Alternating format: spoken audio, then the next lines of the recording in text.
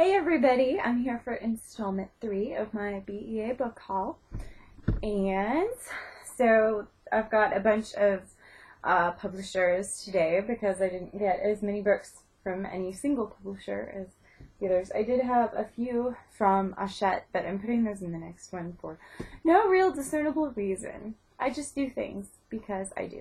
So first up, I have 5 books from Bloomsbury, and they were actually a really nice publisher at BEA. For their really coveted ARC drops, they had lines to make it easier, and so it wasn't a madhouse, and they had lots of easy drops too, and if you asked, they had things that they could give you, although they did not have Where the Stars Still Shine, which kind of made me so sad, because I love something like Normal, even though it's totally not something that I would, normally enjoy.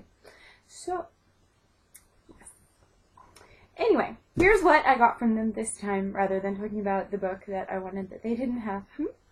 So, the first one I got is Wild Cards by Simone Eccles.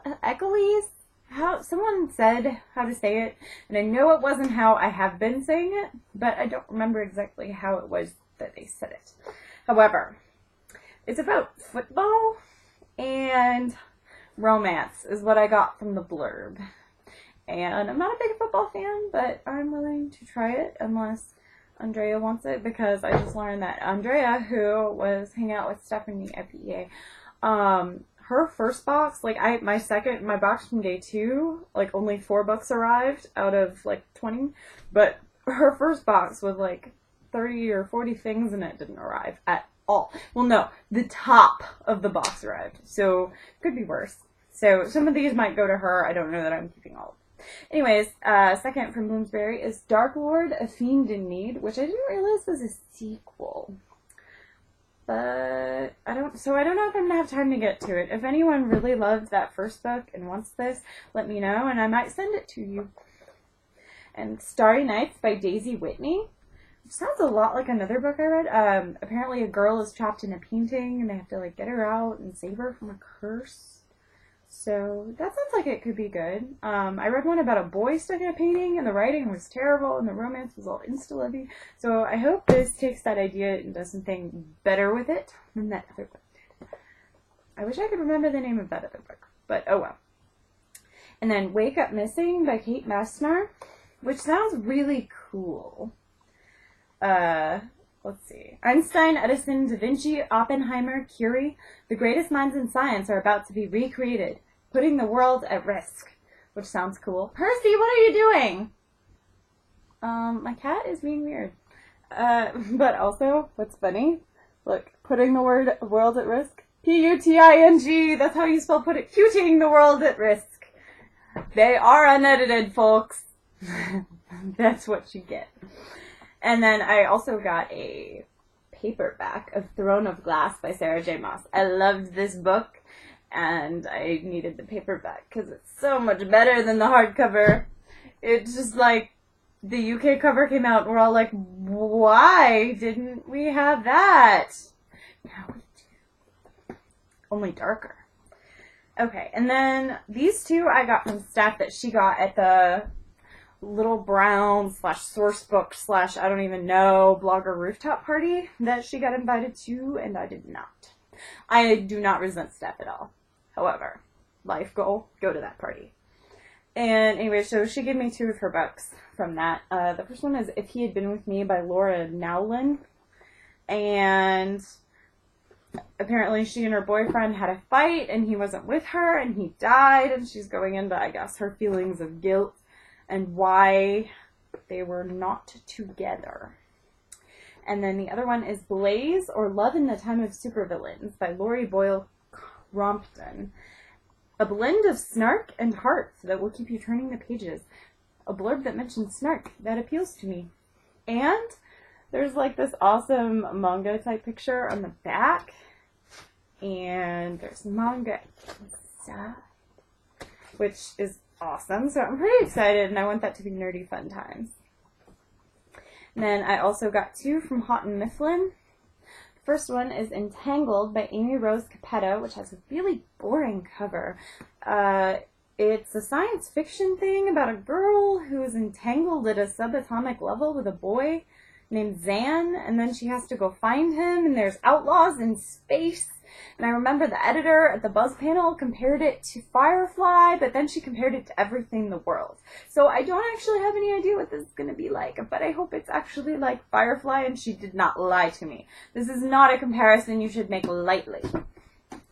And then the other one I got is The Testing by Joelle Charbonneau. There was a signing, and then there were hardcovers left over afterwards, and I sneaked over and I grabbed it because I am curious, because everyone's like, it's The Hunger Games, part 2, except that was already written, and we really didn't need you to rewrite a book that exists. But then I was at the Macmillan party, and someone was like, no, it's not, that's all wrong. So now I'm curious, and I have to know for myself whether she was right or wrong about other people being wrong or right. So that didn't make any sense. Whatever. And then I got 3 from Scholastic. Sorrow's Knot by Erin Bow, which I really can't make heads or tails of this blurb. I mean, it uses the phrase gawk stretched. What does that even mean? This blurb makes no sense. So I can't tell you what it's about. But there's a Native American on the cover. I don't know. I don't know about that one.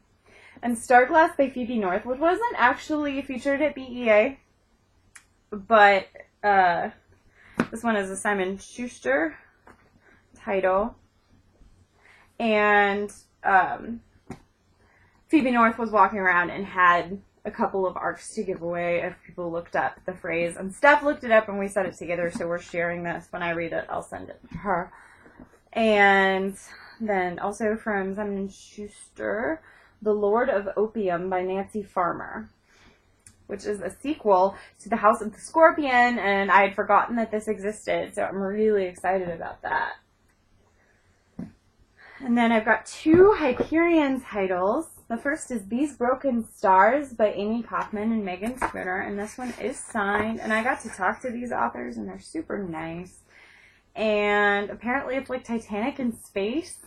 I don't know, but I like Skylark a lot, and they're really nice, so I'm hoping their book is freaking awesome.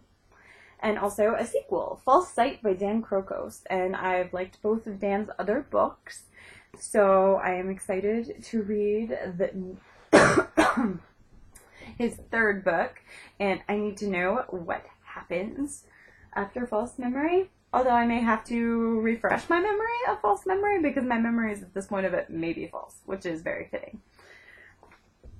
And then from Macmillan, I grabbed 1 Picador title, Havisham by Ronald Frame. Of course, then I got back home and I look it up on Goodreads, and it came out in the UK first, and the reviews look pretty bad, so maybe I shouldn't have picked this up. But I also haven't read Great Expectations, so maybe that will help.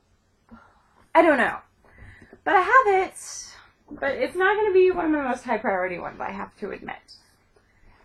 Alright, and then also from Macmillan here is the exclusive bound galley of The Winner's Curse. It even says, exclusive BEA book blogger happy hour edition.